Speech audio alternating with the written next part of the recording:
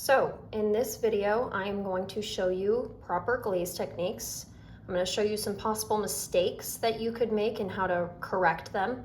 And I'm going to show you how to clean and take care of your materials so that your peers can get the best use out of your brushes and your glazes. We're going to start out with a fan brush. Now this is the best brush for glazing. It can cover a whole lot better. This is a specific one for painting on pottery. However, we do have a lot of different brushes like this.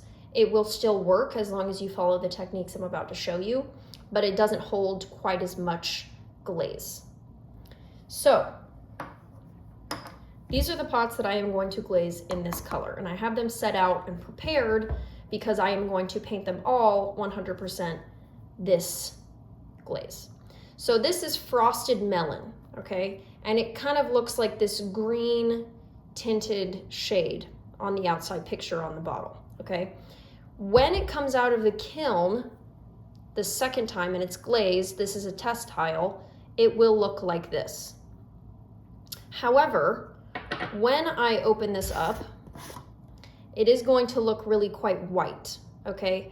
Now, that is going to change once it's come out of the kiln, but you have to learn to trust whatever it says on the outside of the bottle because this looks pure white right now.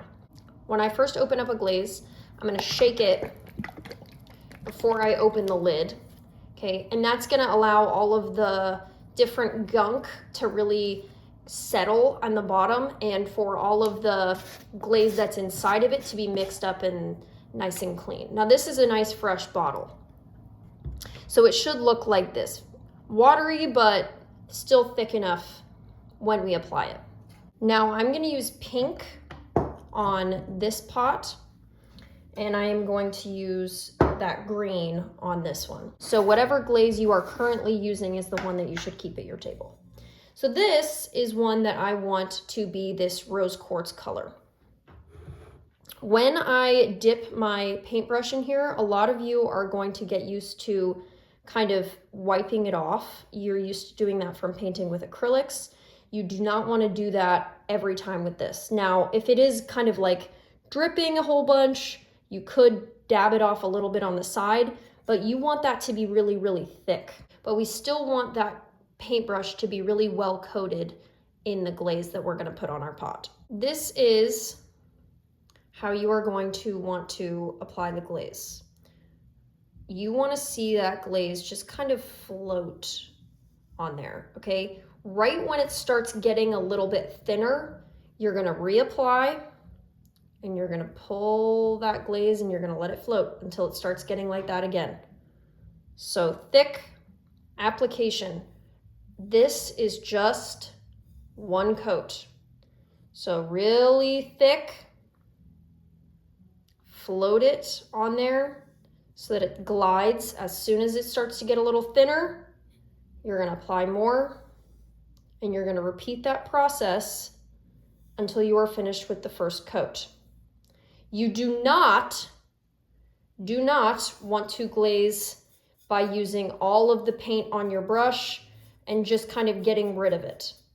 If you do that, the application is going to be too thin and patchy, and that is not going to look good, okay? So we want a nice thick application. See how much longer this is taking to dry?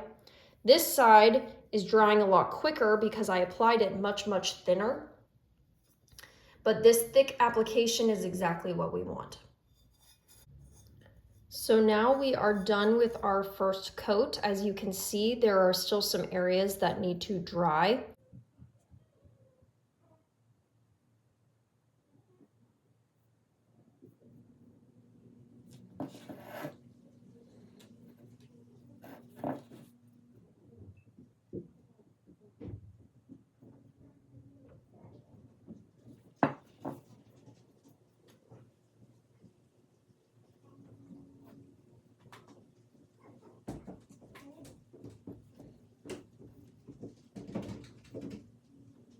So this pot has been sitting for about 3 minutes.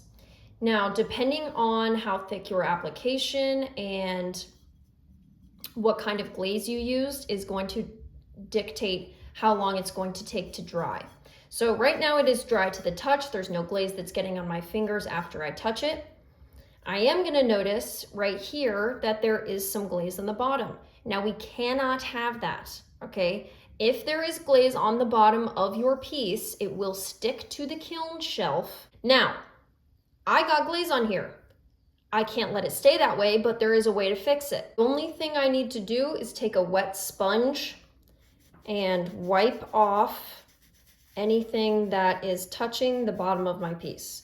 Now, if you are using a glaze at the high school level, you are going to want to stop your glazes right about there. That is going to ensure that if anything drips, it has a little bit of room to drip. Now, this is not a very mature glaze, so it can stop here and it's going to stick. It's not going to drip. But if you are using one that does drip, then make sure that you stop right about there. If you want to layer glazes on top of each other, meaning that the first round I used this glaze, and this second layer I want to use this glaze. That is absolutely okay. However, you need to make sure that you have a clean brush. So this is the same brush that I used with the first coat.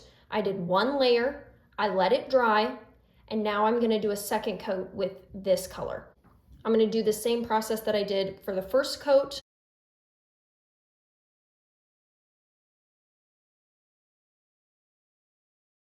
Now, when we are washing our brushes, we are doing it because we are either done for the day or if we are switching from one color to another.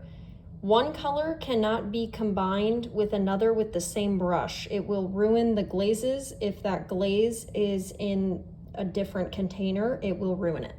So you're gonna take it to the sink. You're gonna take your finger and you really wanna get into those bristles and clean them off. So right here, it looks like there's still some paint left over, so I'm gonna do my best to get that out. Now our brush is nice and clean, but it is very, very wet. And if we add any water to our glazes, that is not going to help our glazes at all. So we are going to dry this off on a towel or just let it dry, up to you. And then it will go back to normal once it is totally dry. And now we can paint again with it. Now our glaze brush is nice and dry and ready to be used again and to be put back in the container with the rest. Make sure that you have cleaned off the rim of your glaze bottle. Otherwise, it will not be easy to remove the second time for someone else. So it'll be too hard to open and it's just easier if you wipe it off.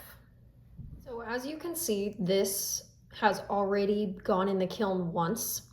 And sometimes if you do not like your application, so this one is really quite patchy. Some of the areas I think could have been glazed a little thicker. You can actually put it in the kiln a second time. So what I'm going to do is, even though I've already glazed this and it's glossy and shiny, it can be reglazed. I'm gonna put it in the kiln a third time so that I can get a nice pretty finish. You are ending up doing that. It is a little bit trickier because it is not going to adhere to your vase and dry, or your ceramic and dry as quickly, because it is not as porous, but it can still be applied in the same fashion. I liked the inside, so I did a coat on top. Because it is not as porous as bisqueware, it is still going to be very shiny and it's going to take a while to dry. But this is the process that you would do if you did not like your original glaze. So now we get to see how it turned out when it came out of the kiln. This was the one that I layered multiple glazes on it, and as you can see, it has that really nice layer of colors kind of blending into each other. And then these are ones that I just used the same glaze all over, and I did 3 coats. So different turnouts. This one is just its basic color that came out of the glaze, and this one is layered a little bit more.